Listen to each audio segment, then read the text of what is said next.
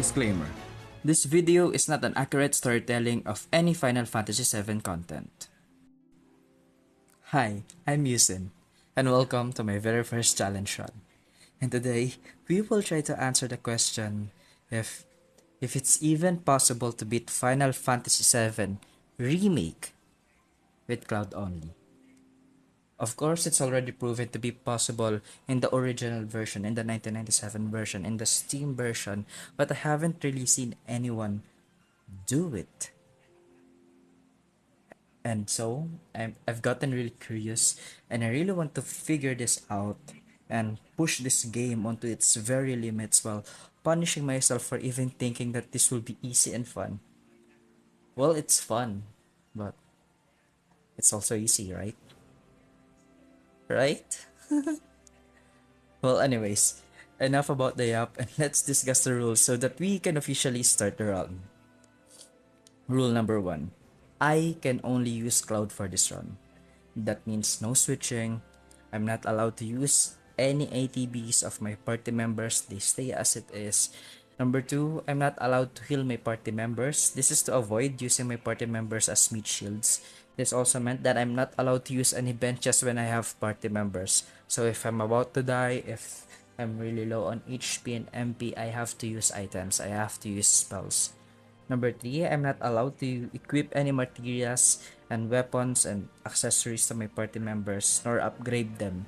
I will do this literally solo. Number 5, if Cloud is not usable in any specific parts of the game, I will only play the character that was set as a leader. We will still maintain the no switching run. I can temporarily upgrade one weapon and reuse Cloud's materials on that character, but as soon as Cloud is back in the party, we will immediately unequip that weapon into the non-upgraded ones. And number 6, I'm not allowed to play New Game Plus, so there isn't really a New Game Plus in Final Fantasy VII Remake, but I don't know, using the hard difficulty as a leverage to have all of these weapons, all of these materials, I don't even know if I can sell them. Anyway, with now the rules being set, let's go on with the video. We start the game as classic as possible. We are introduced to Aerith, Barret, and Cloud with one of the coolest introductions ever. We make quick work with the security officers and guard dogs, and there wasn't really a challenge in the first part of the game. Most of the time we kept fighting mobs, collecting chests, and walking for a very long time. And then we watch some cutscenes we probably watch hundreds of times until Barret finally entered the party, and usually this is the part where the game teaches us the importance of party members, that with the power of love and friendship, we will be able to reach new heights, where in this case, those two turrets. But Cloud doesn't care about that. Cloud is going full Sasuke route and do this by himself, so I run around till I have enough ATB to use fire and do this. And then, we finally encountered the real challenge of the game, lasers. Yeah, that was easy. And then we continue on with the story and met this cute robot called Scorpion Sentinel. Sounds scary, isn't it, huh? Well, this boss fight isn't really that hard, but it takes too long. And I mean too long. Very long. And the reason for this is that Barret has the lightning materia, which is the weakness for the Scorpion Sentinel, and with no means to exploit any weakness, it has gone to a battle of attrition where we painstakingly trade jobs and hooks with each other until someone goes down. Luckily, the one who goes down is the cute little robot. After that, we skate, we used a 20-minute timer because we're a gamer, saved Jessie, fought new types of enemies, used my fireball jutsu, saved Jessie again, and started the ship. And then, we barely managed to escape the reactor with Cloud showing off to Jessie, finishing this chapter. The second chapter starts with the game showing us how much damage has been dealt with our terrorism. Received our first materia given to us by best girl Jessie, and finally reunite with the ex-boyfriend, Sephiroth. Sephiroth plays Itachi for a moment by saying hold on to that hatred, and then we meet the girl in the first cutscene, Aerith. We saw her awkwardly dancing in the streets, but when she touched us, we got high and saw a ghost that was actually bothering her. After the scene dragging on for more than a few seconds, another set of mobs arrived chasing us, just to get spunked by our Daddy Cloud. We kept that pace and spunked any soldiers on our way, even those annoying ones who's wearing shields, where once again I ran off till I have enough ATB to finally use my fire and grenade on them. I kept doing this until one dog jumped on me, foreshadowing, but we managed to escape and wipe them all out until reinforcements arrived and we had no choice but to jump on the train.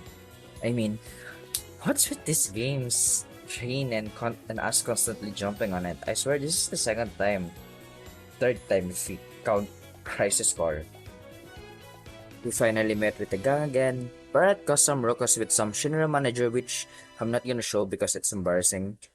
Then we talked to Best Girl Jessie and toured us to the Midgard with a pathetic layout of a map which makes me think that Pizza Hut was the one who designed this. And finally arrived at Sector 7 slum. We met Sakura this time, a useful one, after being away for 5 years, and I skipped every cutscene available in this chapter. Yep, I even skipped the dress picking part.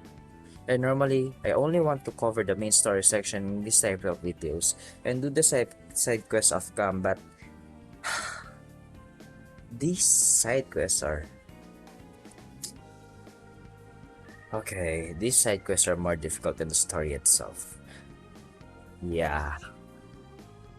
Especially this one side quest where I have to take care of the rats, but you might think, what's so difficult about getting rid of the rats? Well, if it's only the rare rats, I dealt with them with triple slash and beat them so fast it's not even worth mentioning, but when we started fighting the Doom rats, oh my fucking...